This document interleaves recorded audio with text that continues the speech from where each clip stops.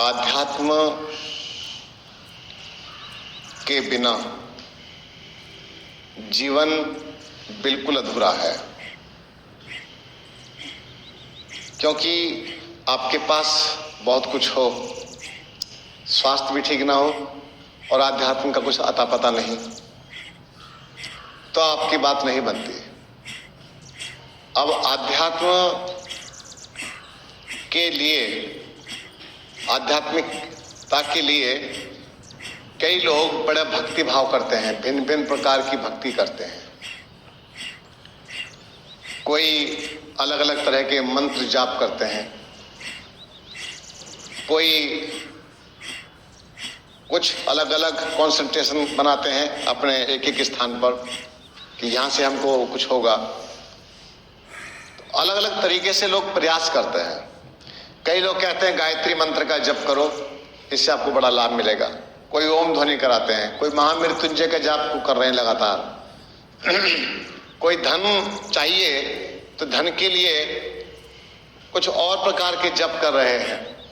तो अलग अलग तरीके से लोग लगे हुए हैं।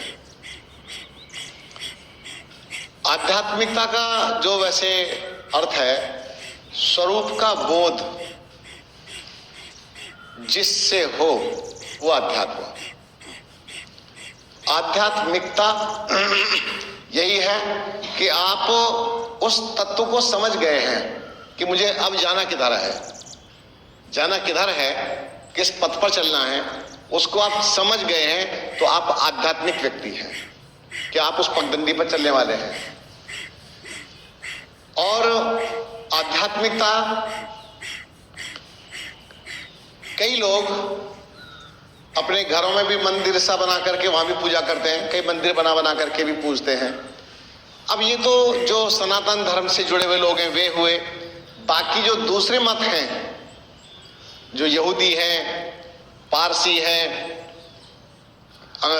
क्रिश्चियन हैं, ईसाई, बाकी और दूसरे भारत में भी भिन्न भिन्न प्रकार के जो मतांतर हैं।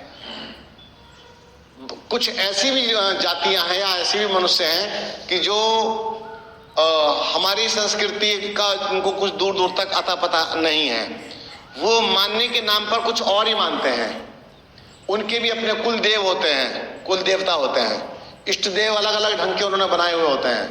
आपने कहीं कहीं पढ़ा होगा ऐसे चौड़े से मुंह का व्यक्ति, कुछ ऐसा कि इसके मुंह से आग निकलेगी, कुछ ऐसा, कुछ कहानियों में सुना होगा आप लोगों ने कि उसको प्रसन्न करने के लिए जन क्या क्या करते हैं, बहुत शोर मचाते हैं और अलग अलग ध्वनि करते हैं। तो ये जो है, ये सब अलग अलग तरीके लोगों ने बनाए हुए हैं आध्यात्मिक बनने के लिए, खुद को संतुष्टि देने के लिए, सेटिस्फैक्शन देने के लिए कि भाई मैं जब उसको मानता हूं, जब उसके पास जाता हूं या उस जगह पर चला जाता हूं या मैं ये कर लेता हूं तो मुझे बड़ी शांति मिलती है, इससे मुझे बहुत शांति मिलती है और मुझे बड़ा अच्छा लगता है।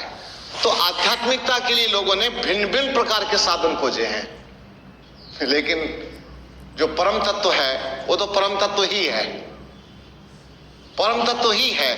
मुझे कौन सा रास्ता चुनना चाहिए? तो परम तत्व है वो तो सिर्फ एक है, वो सिर्फ एक ही है। तीन सत्ताएं हैं। अब आप अपना आप समझ में आ जाएगा। तीन सत्ताएं हैं, ईश्वर, जीव और प्रकृति। ईश्वर जो समस्त सृष्टि का बनाने वाला, निर्माण करने वाले, और सुप्रीम पावर भी कई लोग कहते हैं वो तो सुप्रीम पावर है भाई, जिसके अंतर्गत ये समस्त जहां, समस्त जगत, समस्त कहना तो सरल लग रहा है लेकिन ये कितना विशाल है। इस पूरे को नियम के अनुसार सब सेटिंग करने वाला कोई एक ऐसी पावर है कि जो इस तरह से संभाले हुए है। केवल आप सोचते हैं कि धरती पर जो हम दिखाई दे रहे हैं खाली इतना ही बड़ा संसार है, अरे कुछ गणना ही नहीं है इसका, कुछ पारावार ही नहीं है, कुछ अता पता ही नहीं है। मनुष्यों के बल अंदर तो ये पावर है नहीं। हाँ, एक चीज है कि जो स्पिरिचुअलिटी से जुड़ जाते हैं, आध्यात्मिकता से जुड़ जाते हैं, तो वे शरीर तो यहां बैठा होता है लेकिन अंदर अंदर वो गति कर जाते हैं। तो वो स्थितियां अलग है बिल्कुल, लेकिन वो भी कितना पकड़ पाएंगे, क्या कर पाएंगे? इस पूरे संसार को चलाने वाली जो शक्ति है उसको कहते हैं ईश्वर, उसको संभालने वाले। अब एक चीज है, उसको यानी कि सृष्टि को संभाल करने के लिए उसको किसी मनुष्य देह में आने की आवश्यकता नहीं है। मनुष्य देह में आने की आवश्यकता नहीं है, क्योंकि ये जो दिखाई दे रहे हैं ना ऊपर तारा ग्रह उपग्रह जो दिखाई दे रहा है, ये ऊपर दिख रहा है, ये नीचे भी ऐसा ही है कुछ। ये सब पूरे जगत ही इस तरह से बना हुआ है। ये गैलेक्सी है, तो इसमें यूं पूरा भरा हुआ है, सौर मंडल जितना भी सब भरा हुआ है पूरा का पूरा।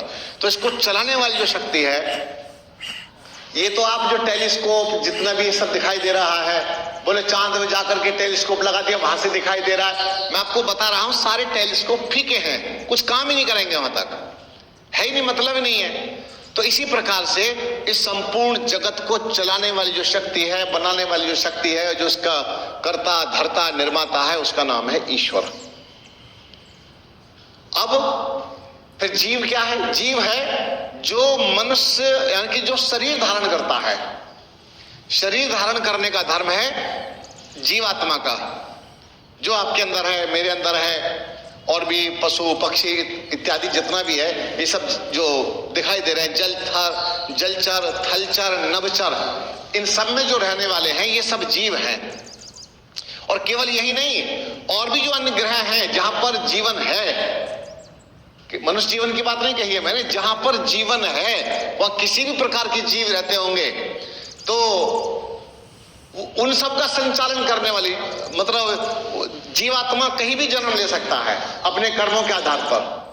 तो इसी प्रकार से जीवात्मा का धर्म है शरीर धारण करना, जो शरीर धारण करके अपने नए कर्म करता है और अपने कर्मों के फल भोगता है, किसी ना किसी रूप में भोगता है। तो ये हुआ जीव। प्रकृति क्या है? जो पंच तत्व हैं, ये प्रकृति के 5 तत्व हैं, सत रज तम, ये तीनों गुणों को मिलाकर के त्रिगुणात्मक ये प्रकृति होती है। तो तीनों को मिलाकर के जो प्रकृति बनी है ये है प्रकृति। तो 3 अनादि सत्ताएं हुई। कई लोग जीव को नहीं मानते, कई लोग ईश्वर को नहीं मानते, वो कहते हैं कि हम ही ब्रह्म हैं, वो कहते हैं हम ही ब्रह्म हैं। हाँ भाई तुम ब्रह्म क्या, तुम ब्रह्म, अब क्या कहें, तुम्हारे बच्चे भी ब्रह्म होंगे, सब ब्रह्म है, पूरा जगत ब्रह्म है, कुत्ता भी ब्रह्म है, सबके सब ब्रह्म है। तो ये ब्रह्म में नहीं पढ़ना है हमें। जो 3 सत्ताएं हैं, अगर हम जुड़ करके रहेंगे, आंखें बंद करके बैठे हैं आप लोग, आंखें बंद करके जब बैठते हैं तो देह तो यही होता है और जीवात्मा उस यात्रा पर निकलता है, उस परम शक्ति के साक्षात्कार, उस परम शक्ति में सराबोर होने के लिए उस यात्रा की तरफ आगे बढ़ता है, गति करता है। तो आध्यात्मिकता बहुत ऊंची चीज है, बहुत बड़ी चीज है। अब कई ऐसे लोग होते हैं कि जिनके मुंह से हर समय बोले उठपटांग शब्द बोलने की अपेक्षा तो अपने मुंह से ओम ही निकालो, कुछ इधर उधर की बातें करने की अपेक्षा खाली बैठे चलो थोड़ा जपी हो जाए। अभी माई मेरे पास में कल से कई बार आ चुकी, परसों भी, बोले खाली हूं अभी मैं, तो मैं थोड़ा जप ही कर लूं बैठ करके। मैं जप करो, बोले ओम ओम जपती हूं, बहुत अच्छी बात है। अब आप कहेंगे कि तो परमात्मा का नाम क्या हुआ फिर? तो परमात्मा का जो वेदों के अनुसार जो इस तरह से जो तत्वदर्शी लोग बताते आए, जो अनुभव करते चले आए, वो ओम ही नाम निर्धारित किया गया। परमात्मा का ओम नाम है, जैसे एक नाम से पुकारा जाता है कि ओम, तो इस तरह से, और ओम उसका नाम है। तो इस प्रकार से हम लोग ओम चैंटिंग करते हैं, ओम का ध्यान करते हैं, अनुभव करते हैं। तो ये महर्षि पतंजलि जी ने भी प्रयास किया, साधनाएं की, खूब बढ़िया साधना की, साधना कर करके बहुत सारे सूत्रों की रचना की, बहुत सारा कुछ हमको दे के गए कि भाई इस प्रकार से अगर आप साधना करते हैं। पर समस्या ये है कि कोई ऐसा तत्वदर्शी व्यक्ति हो, गुरु हो, कि जो वास्तव में सही पथ पर लेकर के जा सके, सही पथ पर लेकर के जा सके, गलत को छुड़ा दे और सही को बता दे, दिखा दे, बस फिर तो कल्याण हो गया, फिर तो आपका काम हो गया, समझो बहुत बड़ा काम हो गया आप लोगों का। तो आइए हम लोग अपने जीवन को श्रेष्ठ बनाएं, अच्छा बनाएं, इसी से आप सब आगे बढ़ेंगे। और जीना तो है ही, थोड़ा आध्यात्मिकता को लेकर के अपने जीवन में चलेंगे तो जीना और सरल हो जाएगा। नहीं तो संघर्ष संघर्ष संघर्ष संघर्ष, पहले भी ऐसे मर गए थे जन्म संघर्ष करते करते, इस बार भी फिर ऐसी मृत्यु हो जाएगी। फिर रोग शोक हाय माया कुछ ना कुछ तरीके से हमारे भी प्राण निकले जाने हैं। तो आइए हम सब अपने जीवन को संभालें। पहले स्वास्थ्य की रक्षा करो, उसके साथ साथ अपने आप को, अपने अंदर की दुनिया को बचाइए। किस प्रकार से बच सकती है, ठीक है। बहुत बहुत धन्यवाद।